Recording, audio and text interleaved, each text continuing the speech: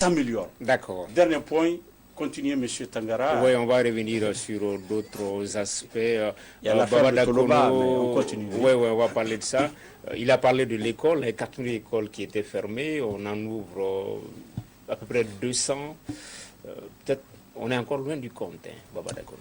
On est très loin du compte. Chana l'a rappelé, sur 4000, il y a moins de 200 qui sont ouvertes.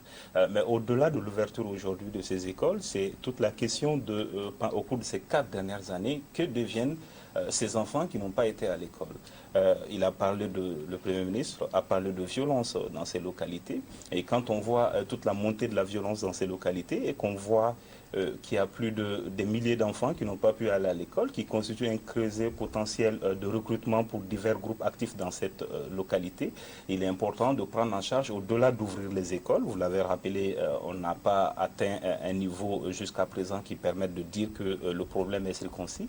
Mais au-delà de cette question, il faut regarder également que deviennent toutes ces générations qui n'ont pas été à l'école dans un environnement, comme on l'a vu, où la violence est de plus en plus importante. Alexis, sur cette visite? Non, la première chose qui m'a frappé, c'est la grande mobilisation. Comment c'est une population qui longtemps s'est vraiment sentie abandonnée et tout le monde est venu. À la limite, il y a une grande attente des populations par rapport à l'État central. Et dans ce sens, on a vu comment les populations de ces zones se sont mobilisés parce qu'ils étaient en attente d'une information, en attente d'être rassurés par l'État central. Donc, oui, est-ce que cela a été fait? En tout cas, il y a que les gens sont un peu fatigués de tout ce qui se passe et espèrent sur de vrais résultats de la part du gouvernement. Sur le résultat, parce que sur l'école, parce que moi aussi j'étais chez Anna pour la première fois, il fait un déplacement dans le Nord. Donc on en parle, mais Alexis, il faut dire qu'il n'est toujours pas y aller. Moi j'étais là-bas aussi, bon comme d'habitude, vous allez me dire. Bon, je le dis modestement, Chana, si vous voulez.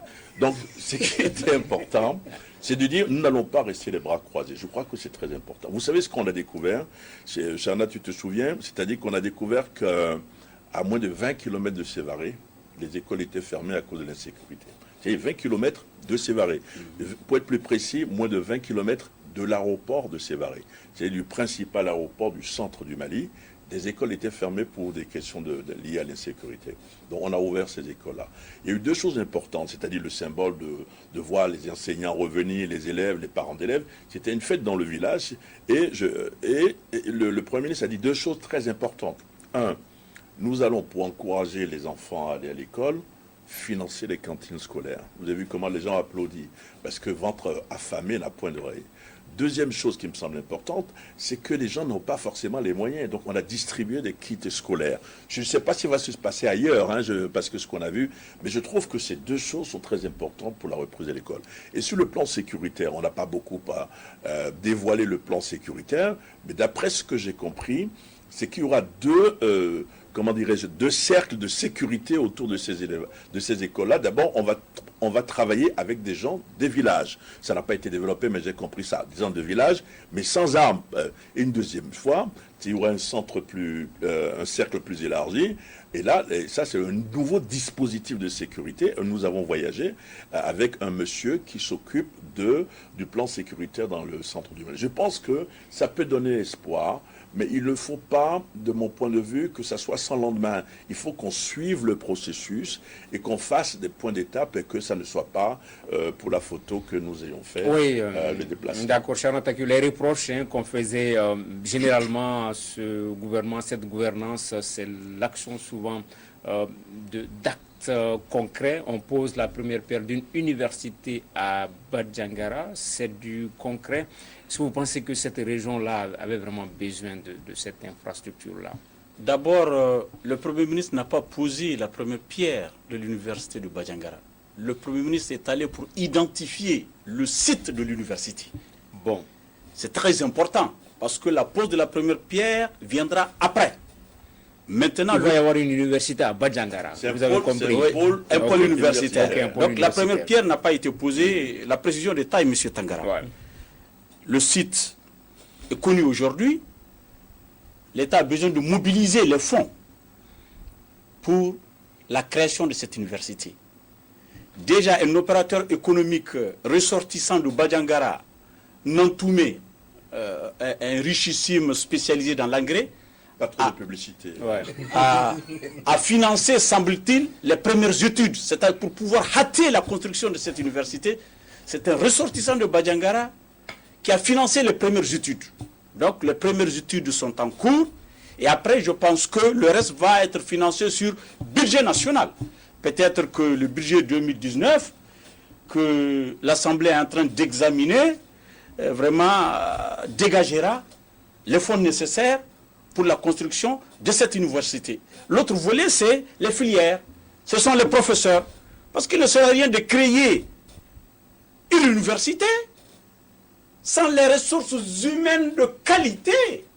La plupart de nos universités ici à Bamako, ce sont des enseignants, des maîtrisants qui enseignent dans ces universités. Ça, c'est notre débat. On va rester Oui, non, à c'est pour dire qu'il ne Ouais. faudrait pas qu'à Badjangara, Tout à fait. qu'on amène des maîtrisards pour y enseigner.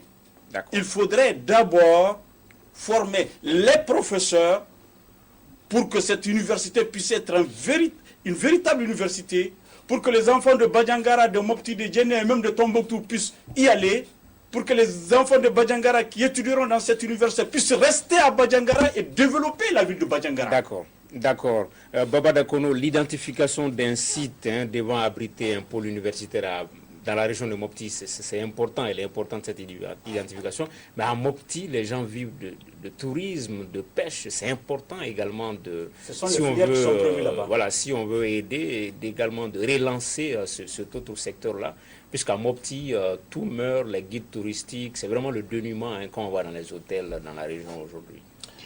Absolument, parce que quand on voit ce qui s'est passé dans le nord du pays, l'activité principale de la jeunesse à une certaine époque, c'était le tourisme et l'artisanat. Et on a vu quand cette région a été placée en zone rouge, que la plupart d'entre eux se sont reconvertis, pour les plus avertis dans des activités formelles, mais les autres dans des activités criminelles. Donc le centre, à l'instar du nord, certainement que quand les perspectives pour les jeunes vont être restreintes, ils pourront se convertir dans des activités plus ou moins illicites. Mais au-delà de la question de l'université, au-delà de la promotion économique, il y a quand même deux dimensions dans ce qui se passe au centre qu'il faut appréhender. La première, ce sont les solutions à court terme. Je pense que tout autour de cette table, on est revenu sur les réalisations, les questions de sécurisation, la réouverture des écoles. Ce sont, entre autres, des solutions à court terme qui permettent de pacifier.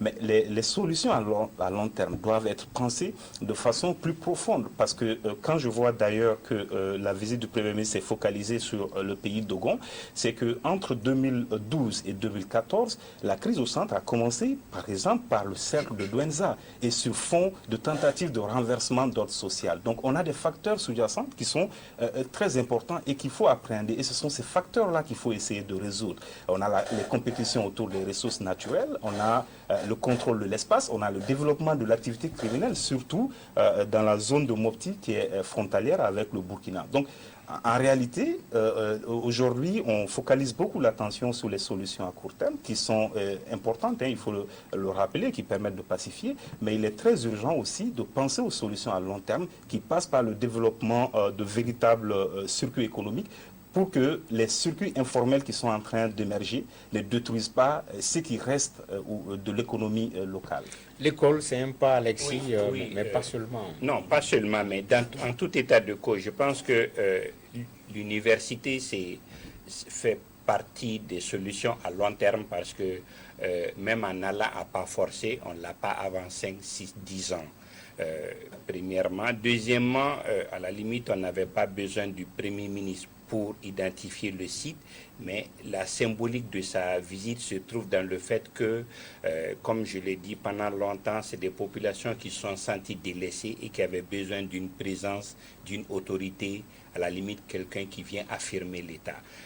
Ça, c'est le premier aspect. Le second, c'est que, pour revenir à la question, oui, il faut que l'État, je pense que Soumelou en a parlé, l'État parvienne à trouver un emploi et surtout à sortir de tous ces gens tous ces gens de cette économie de guerre et de crimes dans lequel les gens se sont installés et qui est une solution de facilité, mais à la limite, pour pouvoir, aucun argument, aucune sensibilisation ne pourrait les ramener si, en contrepartie, l'État, en même temps qu'on va affirmer l'État, qu'on leur trouve du travail. C'est mon point de vue rapidement, c'est que j'ai dit pendant la campagne électorale que le Premier ministre Soumelou Boubé Maïga, c'était un peu le gris-gris du président. Aujourd'hui, ce dont le président a besoin, c'est un couteau suisse. Et visiblement, Boubé veut jouer ce rôle de couteau suisse. Et le couteau suisse, tu sais, il y a plusieurs couteaux, il y a 7 problèmes à régler avec tel couteau, tel autre problème. Donc l'éducation, c'est quelque chose, c'est très important. Fondamental. Il n'est pas normal, par exemple, que ce soit à l'étranger, avec les Marcel Griol, avec les anthropologues, qu'on parle par exemple du pays d'Ogon, sans qu'on ait par exemple une structure, parce que ce n'est pas une université en tant que telle, mais c'est un pôle universitaire, probablement qu'on va parler de la culture d'Ogon. Donc c'est important, mais comme le disait tout à l'heure mon jeune ami, j'allais dire mon nouvel ami, c'est très important également de penser à nos autres localités. Vous avez parlé de Douanza, j'avais la gorge serrée quand vous parliez de Douanza, parce que j'estime, moi, que dans cette partie du Mali, c'est la région qui me semble la plus abandonnée, c'est le secteur qui me semble le plus abandonné, alors qu'il y a des choses extraordinaires qui se passent là-bas en matière de sécheresse, en matière de problèmes que les habitants ont. Donc c'est bien de faire cela, mais ça ne suffit pas. Il faut faire beaucoup d'autres choses pour que la région se développe. Ok, tout cela ne pourra être déroulé que dans un climat de paix. Et justement, Toloba, le chef de cette milice, Dana Amasago, qui annonce le dépôt des armes, nos confrères Suleiman Iso Diallo, l'AFP, l'ont interviewé lors de cette rare sortie de Maki. C'est interview Toloba qu'on va écouter.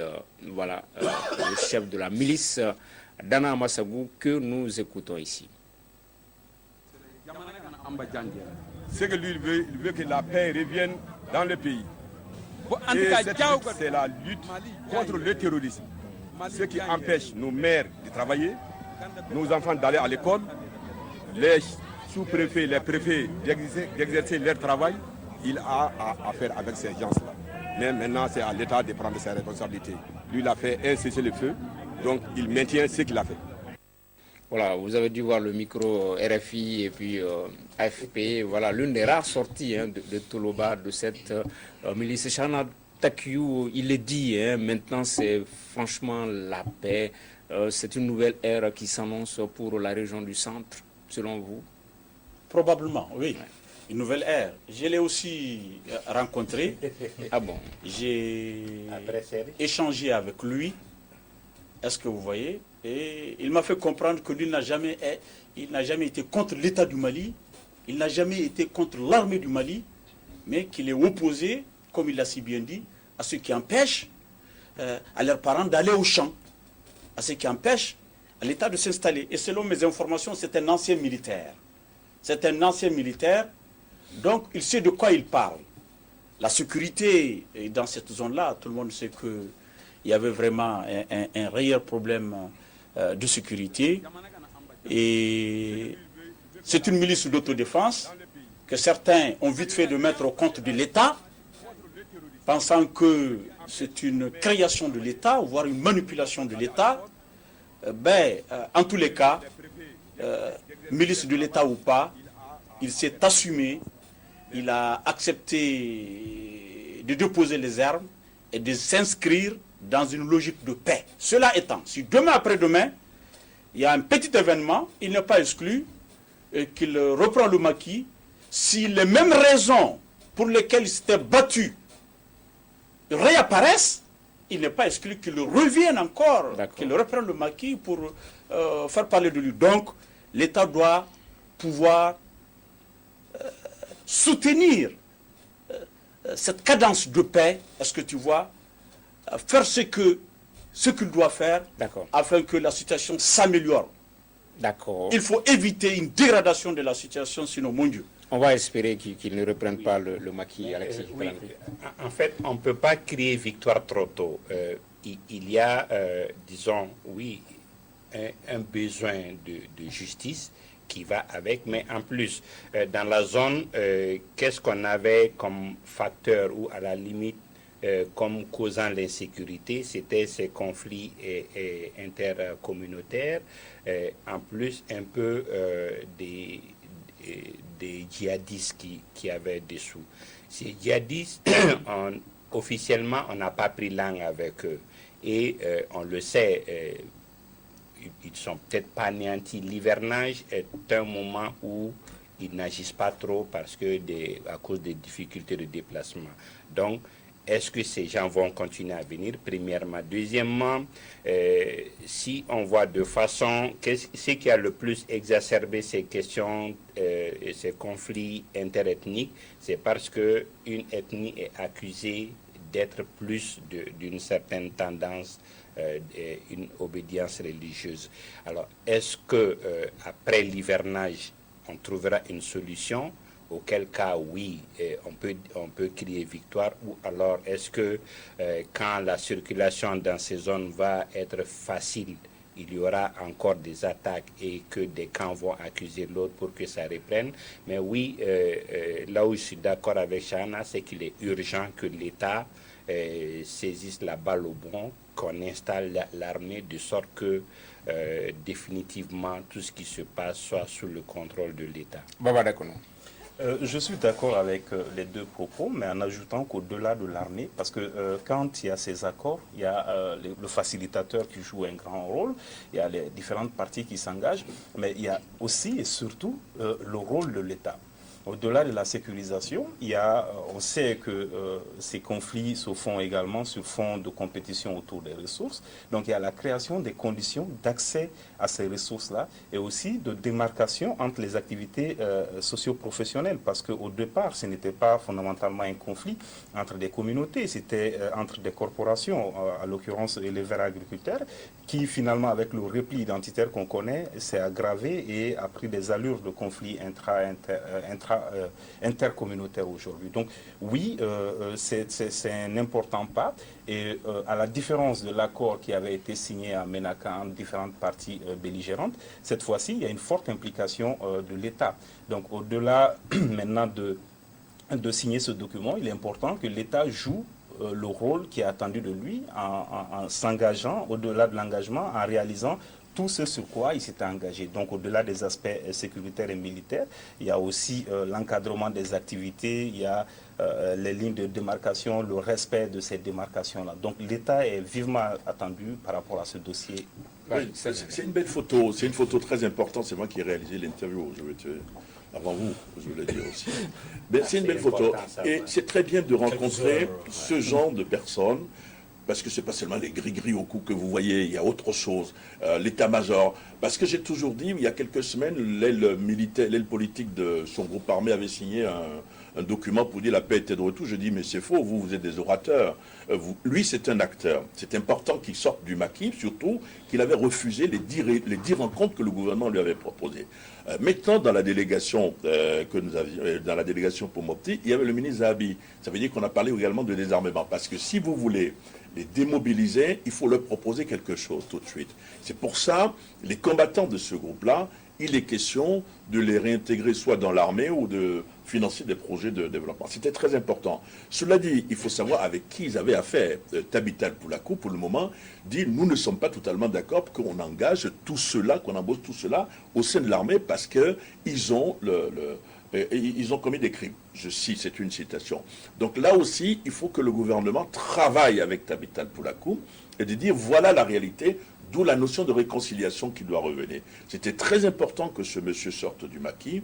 Je pense que ça peut être le début de quelque chose, même si on a appris après que sur le terrain, il y a eu des atrocités. Maintenant, il faut savoir qui a commis ces atrocités. Je pense que c'est un bon point en termes de retour de la paix dans le centre du Mali. Ouais. Mais ça ne suffit pas pour parler de retour total de la paix. D'accord, Baba. Non, juste rapidement un dernier élément. En écoutant Serge, je me suis justement rappelé que le fond de tout ça, finalement, ce n'est pas tant l'insertion socio-professionnelle pour ces acteurs-là, mais c'est la protection de leur activité économique, parce qu'ils en ont déjà.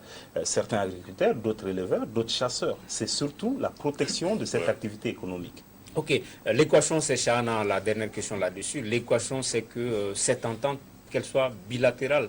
On a parlé de Tabital.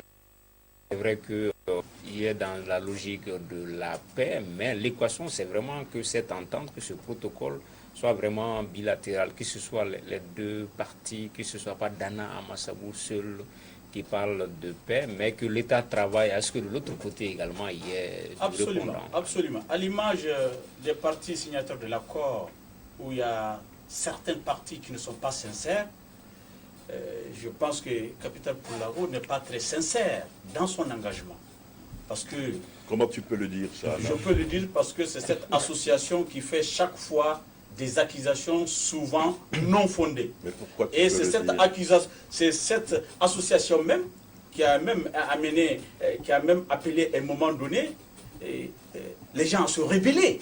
Je ne suis pas d'accord avec je pense que Tu tout n'es ça- pas d'accord, mais c'est la réalité, les ça faits sont derrière- là, les vidéos sont là. Tout ça est Je me derrière nous, on rappelle, va essayer lorsque d'avancer. j'étais en partance pour la Mecque, j'ai vu une vidéo, une déclaration du monsieur qui appelle les gens à la révolte. À la limite, cette association est à la limite politisée. Qu'est-ce que Il faut le l'État dire. doit faire pour amener les uns et les autres dans la même direction? Il faut la sincérité, Ouais. quel que soit l'engagement de l'État, D'accord. quelle que soit la bonne volonté de l'État. Si toutes les parties ne sont pas sincères, engagées, ça ne peut pas marcher. Une seule partie ne peut pas faire la paix.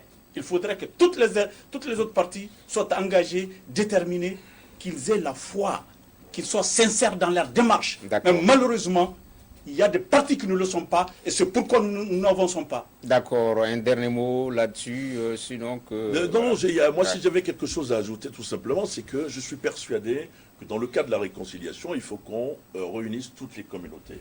C'est bien, je le répète, c'est une très belle photo, c'est une avancée, je trouve, mais Tabital Poulakou, les autres associations, parce que Tabital Poulakou n'est pas la seule association d'ailleurs, il faut faire un forum de réconciliation nationale, de véritable réconciliation nationale, je suis tenté de dire. D'accord, on va parler d'élections législatives. Vous le savez, les dates, pour l'instant, on ne sait pas si elles seront respectées ou pas. 25 novembre, 16 décembre. Déjà, c'est la mobilisation au niveau des états-majors politiques avec ces listes qui se font, qui se défont, des démissions annoncées ça et là, notamment au niveau du parti présidentielle. Chana Takiou, on peut dire que c'est les grosses manœuvres en attendant ces joutes électorales-là. Moi, je parlerai des grandes manœuvres. Les grandes manœuvres ont vraiment commencé. Les législatives annoncées pour le 25 novembre, vous vous êtes interrogé si elles auront lieu. Moi, je pense que juridiquement, ces législatives doivent avoir lieu. Il n'y a pas une autre alternative. Si elles ne sont pas organisées, il n'est pas possible de proroger le mandat des députés. Donc la porte sera ouverte peut-être à une aventure, sinon on va aller vers une constituante qui sera composée des syndicats, des forces politiques représentatives, des associations représentatives, notamment les journalistes. Les Alexis, durant la transition au Burkina Faso, c'est un journaliste qui a présidé l'institution parlementaire. C'est une bonne idée, ça. Donc j'ai dit, encore une fois de plus, ces législatives doivent être impérativement organisées. Le cas contraire, vivement une constituante. Donc nous sommes dans les grandes manœuvres, peut-être nous y reviendrons. Je vois que tu veux me retirer la parole. Voilà, ces législatives doivent être organisées. Chana est dans l'idéal. Oui, oui. Il est dans l'idéal. Oui, il y a deux niveaux. Il y en a trois même. Ok, moi j'identifie deux. Alors il y a d'abord que oui, le défi de l'organisation. C'est vrai que la grève des magistrats a influé sur les délais de dépôt des candidatures, mais je pense que à moins de raisons matérielles, il n'y en a pas qui peuvent justifier un report. Mais le grand défi, c'est, je pense que aucun parti ne sortira indemne déjà de la constitution des listes. Ça fait des frustrations, comme vous dites. Il y en a qui pensaient être des candidats naturels qui ont été supplantés, qui ont démissionné. C'est pas CORP, on en a vu avec CDS Mokotigia. De Blaise Sangaré. Voilà, de Blaise Sangaré, où le député démissionne parce que Blaise même veut la place, et ainsi de suite. On a vu les pugilats au sein des partis pour s'imposer. Donc, oui, ça c'est pas propre au Mali, c'est général, ça ne laissera aucun parti intact, ça va beaucoup jouer, mais oui, être déjà sur la liste, c'est quelque chose, mais de l'autre côté, le défi, ça va être qui va gagner. Baba Dakono, ces législatives pourraient être peut-être le dénouement de la crise post-électorale, mais si on y prend garde également, ça peut accentuer également la crise politique surtout. Je pencherai plutôt pour la deuxième partie de votre phrase, parce que ce que je vois, c'est au moins deux risques liés à ces législatives-là. Bon, après tout le scénario que Elhaj Chana vient de décrire, je ne comprends pas, mais on n'aura pas tout le temps pour qu'il m'explique. Il pourra m'expliquer après, parce que je ne me retrouve pas trop. Mais les deux risques que je vois sont peut-être les conséquences du fait qu'on n'est pas allé dans les réformes nécessaires dans le pays avant aujourd'hui. On a déjà vu la composition du gouvernement qui donne une allure un peu monolithique. On s'attendait à une sorte d'ouverture, mais on espère toujours que ça va venir. Mais la situation est que le gouvernement est aujourd'hui formé sensiblement d'une aile politique composée principalement des partisans du président de la République. Les législatives, ce qu'on voit, c'est qu'il y a au moins 3 principaux partis politiques qui sont en alliance, et ça présage en fait la composition d'une Assemblée nationale sur la base de 3 principaux partis politiques qui soutiennent l'action du président de la République.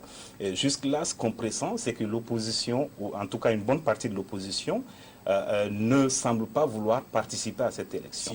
Le risque, c'est que, au-delà même de ces partis, que je disais, les 3 qui soutiennent l'action du président, le mode même d'élection des députés fait qu'on a un scrutin majoritaire à 2 tours. Alors que l'idéal depuis quelques années, c'était d'avoir un scrutin majoritaire de liste à la proportionnelle, qui permettrait, je prends juste un exemple pour imaginer un peu ça, c'est qu'on peut avoir sur 50 000 électeurs, 26 000 qui votent pour une liste de 3 députés, et on a 24 000 électeurs qui ne sont pas pris en compte, alors qu'on pouvait prendre 2 députés de la liste de 26 000 électeurs et un troisième de la liste de 24 000, qui aurait permis donc de mitiger un peu cette assemblée, cette configuration un peu monolithique de l'Assemblée nationale. Ça, c'est le principal risque que je vois par rapport à ces législatives. Mon sentiment, c'est qu'on saura la vérité dans une semaine, parce que la date limite de dépôt des dossiers, c'est le 11 octobre, je crois, si je ne me trompe pas. C'est bien ça. Merci. Donc on saura la vérité. Mais en réalité, ce qui s'est passé, c'est que le gouvernement a quand même écrit à la Cour constitutionnelle pour demander le report des élections. La Cour a émis, pas un arrêt, mais un avis. De mon point de vue, quand vous discutez, que ce soit avec le pouvoir, l'opposition, les groupes armés, ils sont tous tentés d'aller, ils veulent aller aux élections, mais ils ne seraient pas contre un report, un nouveau report des élections. Parce que les législatives n'ont rien à voir avec la présidentielle. Si vous organisez les législatives au sud, au centre, et qu'on ne peut pas les organiser au nord, ça va poser quand même un problème. Donc je me demande si ça ne va pas, les jours qui vont suivre vont être décisifs dans le calendrier de ces élections. Ils veulent aller tous aux élections, je pense, mais de part et d'autre, il y a cette volonté de report des élections. Est-ce qu'on a écrit à la Cour constitutionnelle à un moment? Je ne sais pas, je ne suis pas dans le secret des dieux. On le saura rapidement. Mais laisse-moi parler des manœuvres. Et ça me semble important. D'abord, au sein de la majorité, on voit apparaître tout de suite, alors qu'on n'est pas encore les élections, qu'au sein du parti au pouvoir, il y a déjà 3 possibles candidats au perchoir. Vous avez celui qui est parti, qui est le sortant, qui est candidat à Koulikoro, je crois. Donc ça veut dire que s'il veut revenir à l'Assemblée, ce n'est pas pour s'asseoir sur un banc de députés, mais toujours au perchoir. Vous avez visiblement le premier vice-président qui ne voulait pas à un moment que Tereta, le président du parti au pouvoir, devienne candidat à la députation en Commune, merci. Donc le premier vice-président, en se rasant, je suis sûr qu'il pense à succéder à Sidibé. Mais vous avez également M. Tereta, qui est le patron du parti au pouvoir, qui dit « Je vais être député ». Il aurait pu peut-être aller sous les conseils de Tchana, être candidat à Ténékou. Je ne sais pas pourquoi il n'est pas candidat là-bas. Mais s'il est député, ce n'est pas non plus pour devenir député ou président du groupe parlementaire de l'ADEMA. C'est forcément, puisqu'il est le patron de la majorité présidentielle aujourd'hui, c'est qu'il veut devenir patron du perchoir. Et de l'autre côté, vous avez des alliances, des mésalliances, et puis au fur et à mesure les choses évoluent, vous sentez qu'il y a des listes, des alliances contre nature sur des listes qui se font. Vous voyez des ADEMA, des RPM, c'est-à-dire partis majoritaires fâchés, qui vont grossir les rangs du parti du président, du premier ministre, ainsi de suite. Donc ça va bouger. Et un liste RPM, URD. RPM, URD. Alexis, ensuite. C'est ce que j'appelle le contre-nature. Okay. Oui, effectivement, j'ai vu des gens qui sont pour le report, et disons ceux qui sont en train d'être créés régions, par exemple, veulent le report pour pouvoir avoir leur liste, pour pouvoir avoir leurs députés à part. Je pense que un peu au nord et au sud, même dans la région de Sikasso, vous avez beaucoup de gens qui militent un peu pour le report, qu'on crée les régions, de sorte qu'ils puissent avoir leurs députés autonomes et qu'il y ait moins de friction. Ok, il y a la diaspora également qui donne de la voix, qui va dans l'Assemblée. Mais vous parliez d'une liste RPM, URD, comment est-ce possible? À Ténoko, par exemple, Ok. Nyang et Sissé, il y a à Djenné aussi, ça se dessine, et dans d'autres localités. Est-ce que vous voyez? Mais on va dans les questions de fond et non des petites, des combines au niveau des listes. Le problème de fond, c'est quoi? Le Premier ministre avait écrit à la Cour constitutionnelle pour demander un possible report des législatives. La Cour a répondu en émettant un avis pour expliquer que le mandat des députés termine au plus tard le 31 décembre. Il n'y a pas de possibilité de report. Maintenant, les nouvelles régions dont vous parlez, Duralex, Cedlex, la loi est dure, mais c'est la loi. Les nouvelles régions ne sont pas opérationnelles. Elles ne doivent pas prendre en otage le processus électoral. Elles doivent attendre jusqu'à ce qu'elles soient opérationnelles pour être dans le système. Même la région de Ménaka, celle de Taoudani, qui sont dans le cadre de l'accord d'Alger, ne pourraient pas participer aux législatives sur la base des textes existants. Parce que les textes existants ne reconnaissent que 147 députés. Donc c'est pourquoi je dis à mon neveu Dakono, que, de mon point de vue, il n'y a aucune possibilité de proroger le mandat des députés. Ibeka a prêté mandat, a prêté serment il n'y a pas très longtemps. Il a juré de faire respecter la Constitution, de respecter la Constitution, de faire respecter la Constitution. En n'organisant pas les législatives, il violerait la Constitution. D'accord. Donc, les législatives doivent être impérativement organisées. Okay. Maintenant, par extraordinaire, en raison des grèves de magistrats, parce qu'il y a un problème de casier judiciaire qui est là, si on ne parvenait pas à organiser les élections, j'ai dit, il n'y aura pas de prorogation, il faudrait une constituante. D'accord. Moi, très Ok. rapidement, Il faudrait une rapidement, constituante. si Ouais. Dakono le permet, je voulais dire que même chez les juristes, moi je ne suis pas juriste, mais j'ai quelques notions, il y a la notion de... Il y a une formule... Cas de force majeure. à impossible, nul n'est tenu. Et je veux parler plus calmement que Chahana, tu nous as manqué pendant tout ce temps, mais tu ne viens pas crier sur nous. Ça suffit. L'autre chose que je voulais dire, j'en aurais terminé, parce qu'on n'a pas parlé de l'opposition. C'est pour ça que je te... Justement, il y a un élément Allez-y. même D'accord, sur j'arrête. l'opposition. Parce que Juste Chahana après, ne voilà, voulait Dakono. pas qu'on parle de Ouais. l'opposition. Ok. Bon, d'accord. Non, non, je crois que je ne vais pas me lancer dans ce débat juridico-juridique avec Chahana là-dessus. De toutes les façons, il ne s'agit pas de la possibilité ou non de proroger ce mandat et quelle est la formule qui va être trouvée.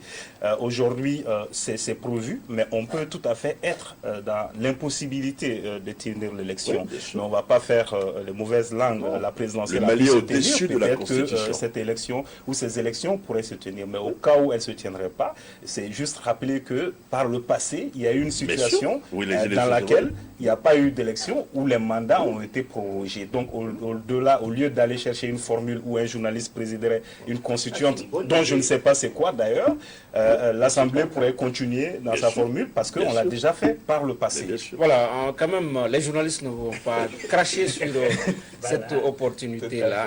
Surtout que, bon, c'est un journaliste qui est Premier ministre.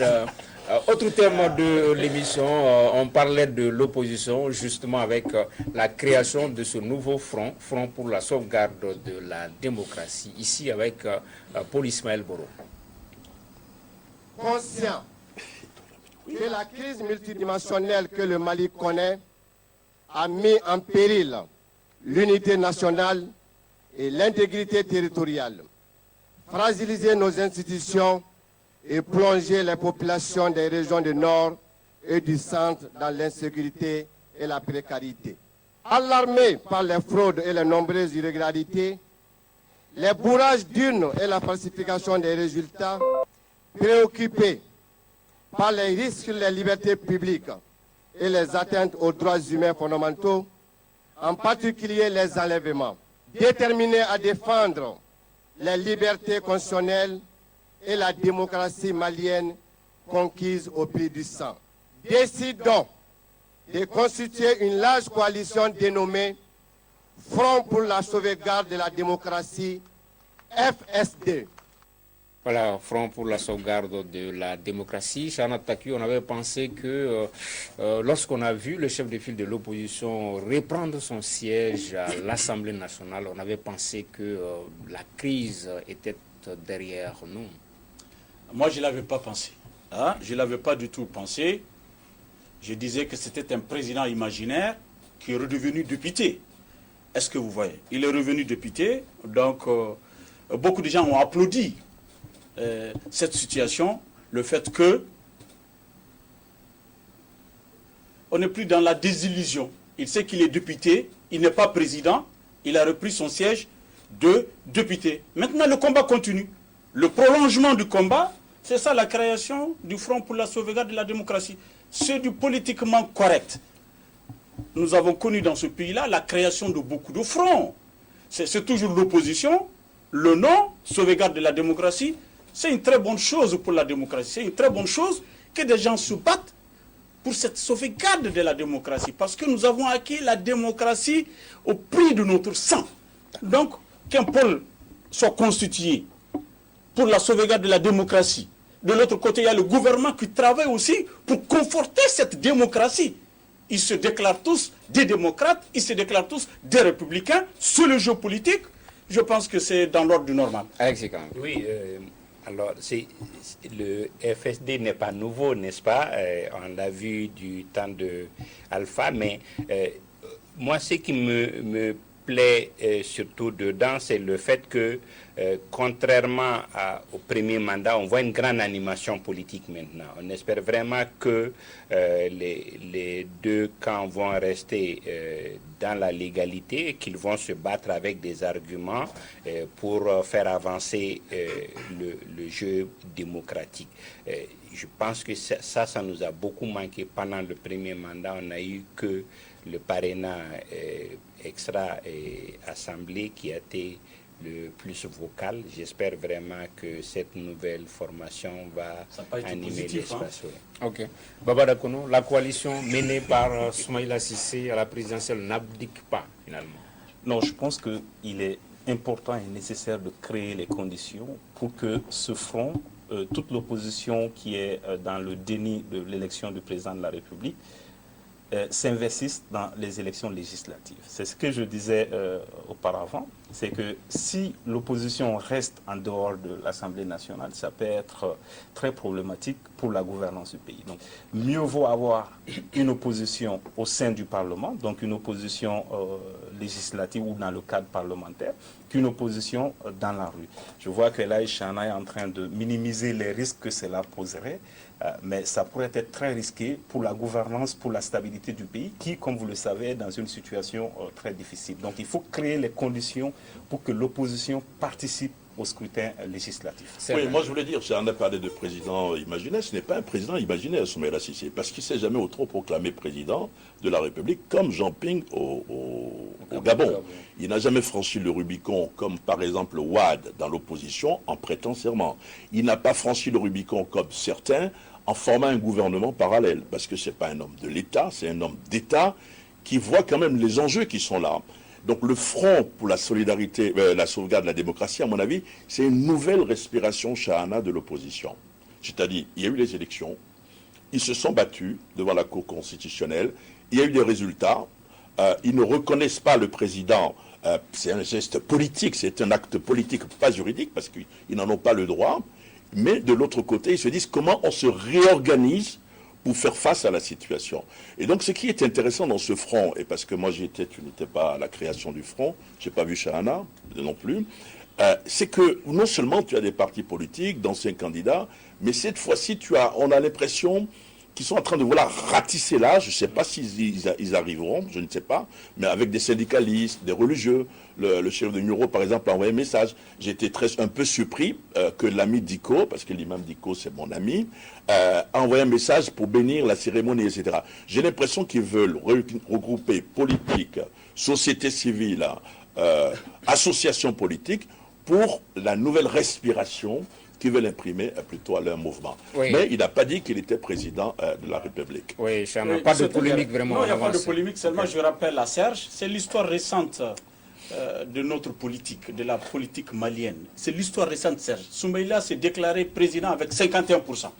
Il a élagué les résultats qu'il veut, il a déclaré, donc il s'est déclaré président. Je regrette, Soumaïla s'est autoproclamé président avec 51% contre 49% pour Ibeka. D'accord. Vainqueur. Investi mais vainqueur, qu'est-ce que cela veut dire? Pourquoi je suis le mot? Il s'est déclaré vainqueur, c'est la vainqueur de quoi? Vainqueur de la présidentielle. Cela dit, je ne minimise pas l'opposition. Je sais que c'est une opposition puissante.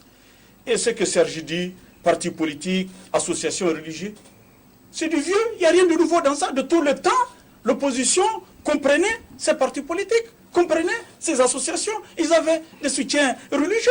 Il n'y a rien de nouveau. C'est du déjà entendu, c'est du déjà vu. C'est du déjà vu. Maintenant, je vais terminer par là. Très rapidement. Par rapport à l'opposition dont il dit ce n'est pas bon qu'elle soit extra-parlementaire. Je suis tout à fait d'accord avec toi.